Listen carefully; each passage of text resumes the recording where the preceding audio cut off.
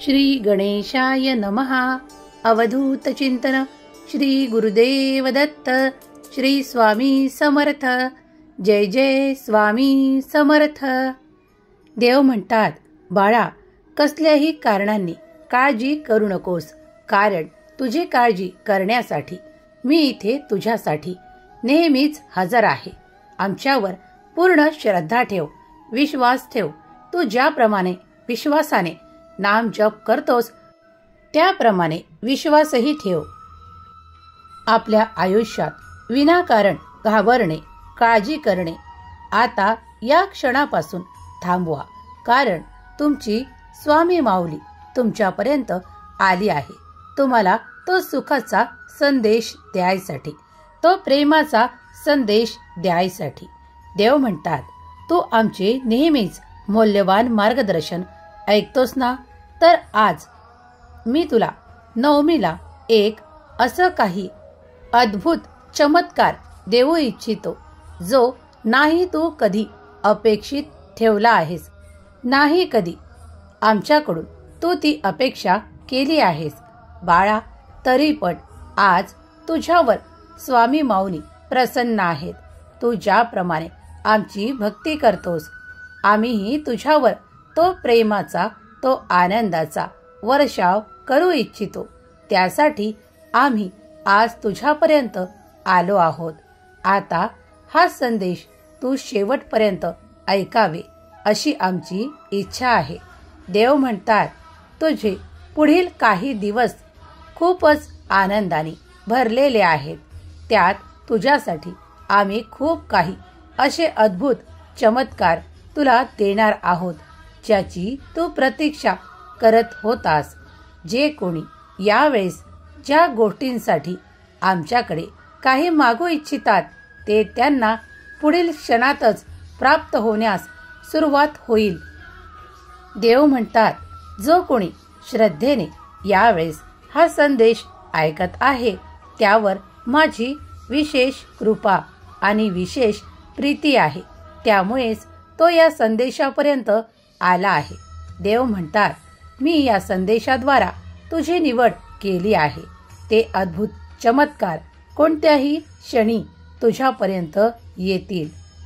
आज, आत्ता, या क्षणापासून ते 48 तास तुमच्यासाठी खूप काही आनंदाने भरलेले, उत्साहाने भरलेले आहेत. तुमच्यावर एक दैवी कृपा होत आहे, ज्यासाठी तुम्ही खूप दिवसांपासून प्रयत्नरत होता. तुम्हाला तो आनंद प्राप्त होईल. तुमचे संपूर्ण कुटुंब या आनंदाने फुलून येईल. देव म्हणतात, तुम्ही ज्याप्रमाणे संपूर्ण कुटुंब आमची सेवा, आराधना करता, आणि या 9 दिवसात तर तुम्ही कमालीचे, आश्चर्यकारक रीत्या जे काही देवाचे संपूर्ण केले आहे, ते आता फळाला येण्याची वेळ आली आहे. देव म्हणतात, तू किती श्रद्धेने, भक्तीने आमचे पूजन करतोस हे आम्ही सुद्धा पाहतो. आम्ही तुझ्या जवळपास राहून तुझी ती कर्मही पाहतो, जेव्हा तू कुणाला सहाय्य देतोस. बाळा, आमच्यापासून तू काहीही लपवून ठेवू शकत नाही. त्यात तुझे अडखडलेले कार्य असो की तुझ्यासाठी तो आनंद असो, कोणत्या क्षणात तू खूप आनंदी होतोस हेही आम्ही पाहतो. देव म्हणतात, तुम्हाला आता पुढील काळात काहीही काळजी उरणार नाही. तुमचे ते नाते घट्ट होईल. तुमच्यात ते आनंदाचे सुसंवाद साधल्या जातील. तुम्ही ज्यांना खूप काही प्रगती करताना पाहू इच्छिता, ते आता अशा प्रगतीच्या दिशेने वळतील की तुम्ही देखील आश्चर्याने भरून उठाल. देव म्हणतात, आमच्या सोबत तुमच्यावर तुमच्या कुलदेवीचा विशेष आशीर्वाद झाला आहे. हे 48 तास तुझ्यासाठी खूप काही मौल्याचे ठरणार आहेत. तुला तो आनंद प्राप्त होणार आहे. तुझ्यासाठी एक खूप काही मोठा आर्थिक चमत्कार आम्ही नियोजलेला तुझ्यापर्यंत येत आहे. आता सावधान, कारण तो कोणत्याही क्षणी तुझ्यापर्यंत येत आहे. देव म्हणतात, हो बाळा, तुम्ही या संदेशावर पूर्ण विश्वास केला की तुम्ही आम्ही जे काही सांगत आहोत त्यातील चमत्कारिक आशीर्वाद नक्कीच प्राप्त कराल. जे कोणी फक्त एक नुकता संदेश म्हणून सोडून देतील ते त्या आशीर्वादापासून वंचित राहतील. पण जो श्रद्धेने विश्वासाने हा संपूर्ण संदेश ऐकेल त्याला ते नक्कीच प्राप्त होतील. कारण बाळा, तुम्ही आमच्याकडे येता ते श्रद्धेने, आमच्यावर विश्वास ठेवता श्रद्धेने, मग हा संदेश देखील शेवटपर्यंत ऐका श्रद्धेने. देव म्हणतात, तुझ्याजवळ मी असे काही नकारात्मक ठेवू इच्छित नाही. म्हणून आज तुला प्रेमाने सांगू इच्छितो की तुझ्या मनात जर यावेळेस काही वाईट कल्पना येत असतील तर या क्षणाला माझ्या चरणावर सोपवून निश्चिंत हो. कारण पुढील क्षणातच मी तुला ते आनंदाचे क्षण देऊ इच्छितो. ते खूप काही प्रगतीचे मार्ग मी तुला दाखवू इच्छितो. त्या मार्गावर तुला चालण्यासाठी स्वप्रयत्नांवर पुढे जावे लागेल. माझी मदत तुला हर प्रकारे प्राप्त होईल. माझे सहाय्य आणि समर्थन नेहमीच तुझ्या पाठीशी राहील. देव म्हणतात, हम गया नहीं जिंदा है या वाक्याची अनुभूती तुला वारंवार येईल. कुणी कुणी असे मानते की आमच्याकडे काही मागू की नको, स्वामी देतील की नाही. ही शंका कधीही घेऊ नका, कारण मी तुमचा देव आहे. तुम्ही आम्हाला स्वामी माऊली म्हणून हाका मारता. कोणी आम्हाला आई म्हणतात, कोणी आम्हाला माऊली म्हणतात. तुम्ही ज्या रूपात आम्हाला हाका मारणार त्या रूपात आम्ही तुमच्यापर्यंत येतो. तुमचे अडलेले कार्य मार्गी लावतो. देव म्हणतात, तुझा विश्वास आणि श्रद्धा अटल असेल तर तुझ्यासाठी ते अशक्यही शक्य आम्ही करून देतो. देव म्हणतात, बाळा, हे पुढील 48 तास तुझ्यासाठी असे सौख्याचे ठरणार आहेत की तू ज्या नात्यांपासून आजपर्यंत दूर होता ते नाते तुला लवकरच प्राप्त होईल.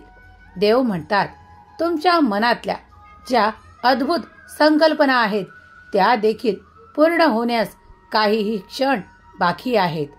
देव म्हणतात, अरे काळजी करणे थांबव, व्यर्थ चिंतेत वेळ घालवू नको. नामस्मरणाने तू आमची प्राप्ती केली आहेस, त्यामुळे आताही नामस्मरण सुरू ठेव, कारण मी तुला त्याद्वाराच प्राप्त आहे. नामस्मरण आणि भक्ती श्रेष्ठ आहे. देव म्हणतात, या क्षणाला तू या पृथ्वी तलावर जेव्हा जेव्हा पाप, अहंकार आणि अधर्म शिगेला पोहोचेल तेव्हा ते नष्ट करण्यासाठी आणि धर्माची पुनर्स्थापना करण्यासाठी मी अवतार घेत असतो. माझे अवतार हे तुमच्या कल्याणासाठी निरंतर होत राहतात. देव म्हणतात, या काळातही तुम्हाला कोणतीही कमतरता जाणवणार नाही. देव म्हणतात, आज तुमच्या विरोधात कोण आहे हे पाहत बसण्यात वेळ घालवू नका, कारण माझी अदृश्य शक्ती त्या लोकांना तुमच्यापासून निरंतर दूर ठेवणार आहे. त्यांना त्यांच्या पापांची सजा मिळणार आहे. तेव्हा तुम्ही निश्चिंत व्हा आणि आपले कार्य योग्य मार्गाने करत राहा. मी सदैव तुमच्या पाठीशी उभा आहे. आता आनंदी होण्याची वेळ आहे. आता ते अदृश्य अलौकिक आशीर्वाद तुम्ही पुढच्या क्षणातच प्राप्त करणार आहात. तेव्हा तुम्ही आता निश्चिंत व्हा, कारण माझा सुखाचा, माझा प्रेमाचा वर्षाव मी तुमच्यावर करू इच्छितो. देव म्हणतात, बाळा, तुम्ही केलेली कोणतीही सेवा निरर्थक जात नाही. तुम्ही केलेले कोणतेही चांगले कर्म व्यर्थ होत नाही. एक ना एक दिवस त्या गोष्टींना योग्य माप दिल्या जाते. योग्य ठिकाणी तुझी निवड केल्या जाईल. तुला योग्य तो सन्मान दिला जाईल. देव म्हणतात, तू कसली काळजी करतोस? अरे, मी तुझ्यासाठी तेही द्वार उघडत आहे, ज्यात त्या अदृश्य शक्तीद्वारे तुझ्यासाठी तेही आशीर्वाद, ते चमत्कार तू प्राप्त करशील. कारण तू योग्य ठरला आहेस माझ्या प्रेमासाठी. तू माझा प्रिय बाळ आहेस. मी तुला कधीही एकटे सोडले नाही आणि पुढेही सोडणार नाही. माझा प्रेमाचा वर्षाव मी आशीर्वादांच्या रूपाने तुझ्यावर करू इच्छितो. त्यात तू नाहून निघशील. बाळा, तुला या दिवसांमध्ये काहीही कमतरता जाणवणार नाही आणि आयुष्यभर देखील तुला काहीही कमतरता जाणवणार नाही. असा माझा कृपेचा वरदहस्त मी तुला आशीर्वाद म्हणून देतो. देव म्हणतात, अरे बाळा, हा मानवी जन्म तू प्राप्त केला आहेस. तुला काहीही कमतरता भासू देणार नाही. या जन्मातच काय, तर कित्येक जन्मापासून मी तुझा गुरु रूपात तुला प्राप्त आहे. त्यामुळेच या जन्मातही मी कोणत्याही रूपात तुझ्यापर्यंत येतो आणि तुला योग्य ते मार्गदर्शन देऊ इच्छितो. बाळा, या जगातल्या नकारात्मक शक्तींकडे पाहू नकोस. नकारात्मक विचारांकडे पाहू नकोस. कारण मी तुझ्यावर ते खूप काही प्रेमाचे, आनंदाचे वर्षाव करू इच्छितो. ते आनंदाचे क्षण देऊ इच्छितो. त्यासाठी तुझे मनही निर्मळ कर, आनंदी ठेव. कारण आनंदी मनातच ईश्वराचा निवास असतो. देव म्हणतात, जसा यावेळेस मी आनंदात आहे, तूही मला त्याच आनंदात प्राप्त व्हावा. देव म्हणतात, अरे बाळा, कोणत्या काळजीत गुंतू नकोस. कारण येणारे क्षण तुझ्या कल्पनेच्याही पलीकडे तुला खूप काही आनंद देणार आहेत. हे 48 तास तुमच्यासाठी आणि तुमच्या संपूर्ण कुटुंबासाठी खूप काही महत्त्वाचे आहेत. तेव्हा कोणताही पळ व्यर्थ न गमावता आमचे स्मरण करा. देव म्हणतात, तुला दिव्य तो प्रकाश प्राप्त होईल. देव म्हणतात, तुझ्या जीवनात ज्या अंधाऱ्या जागा आहेत त्या मी माझ्या चैतन्याने प्रकाशमान करू इच्छितो. आज त्यासाठी मी हे मौल्यवान काही संकेत तुला देत आहे. ते ध्यानी धर, मनात ठेव. देव म्हणतात, तुझ्या आनंदाला पारावार उरणार नाही. तुझे मन सदा आनंदी राहील. देव म्हणतात, जो कोणी हा संदेश यावेळेस ऐकत आहे त्याच्या मनात मी माझ्या चैतन्याचा प्रकाश देऊ इच्छितो. त्यामुळे त्याच्या जीवनात जसे एखाद्या झाडाला फळे आणि फुले लागावी असे त्याचे मन बहरून येईल. त्याच्या जीवनात तो आनंद प्राप्त करेल ज्याची तो इच्छा ठेवतो.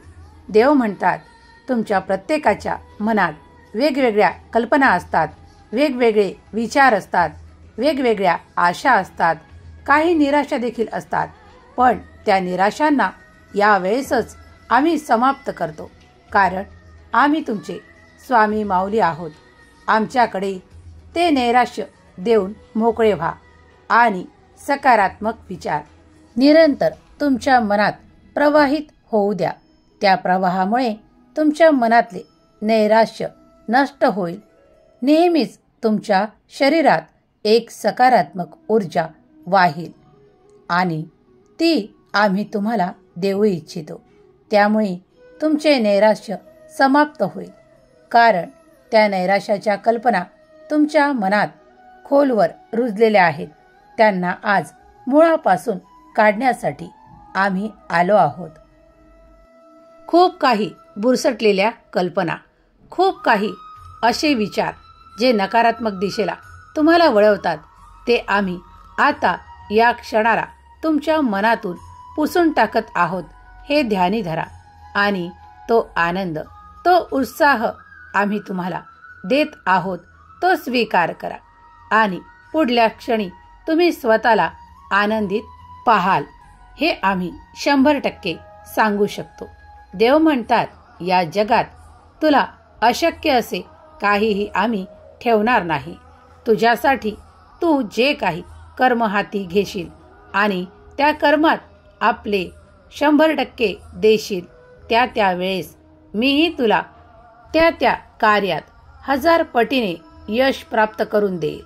देव म्हणतात, अरे बाळा, तू यशाच्या दिशेनेच वळला आहे.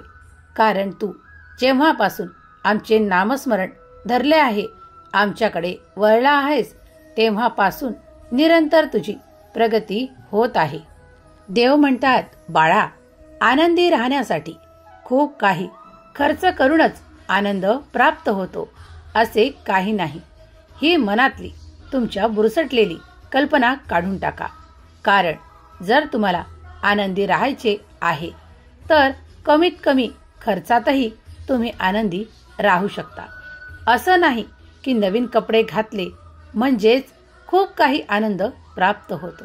जे तुमच्याकडे आहे ते जर तुम्ही योग्य वेळेस योग्य तऱ्हेने परिधान केलेत तर तुम्हाला तोच आनंद प्राप्त होतो जो एखाद्या नवीन कपडा तुम्हाला देतो.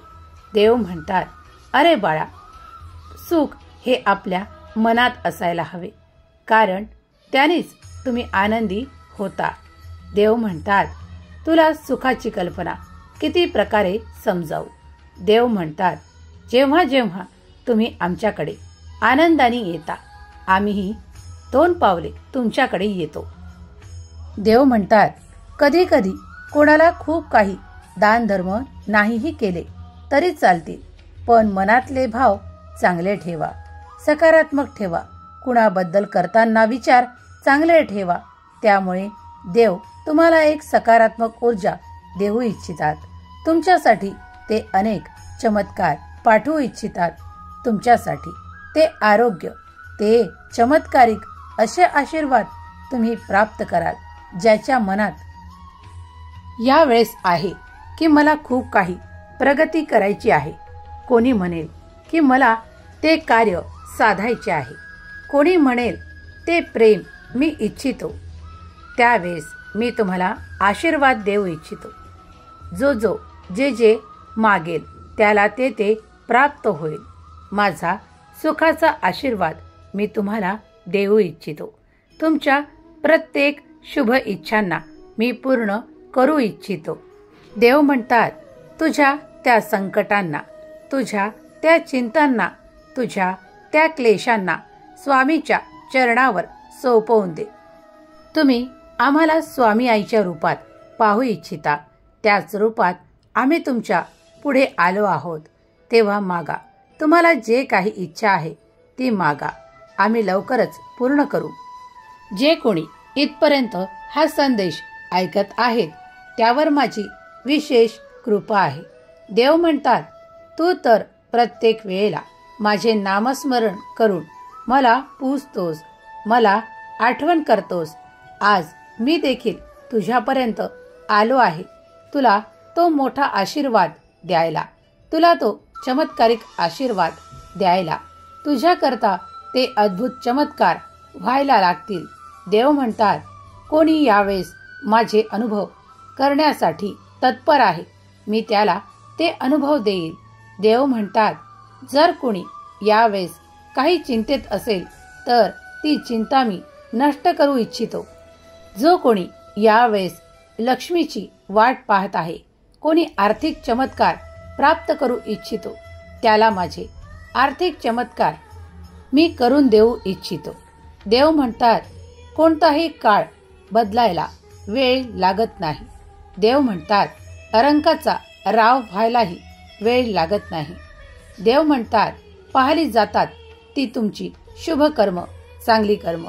तेव्हा देव म्हणतात, नेहमी निरंतर चांगले कर्म करा, चांगले विचार करा, मन शुद्ध ठेवा.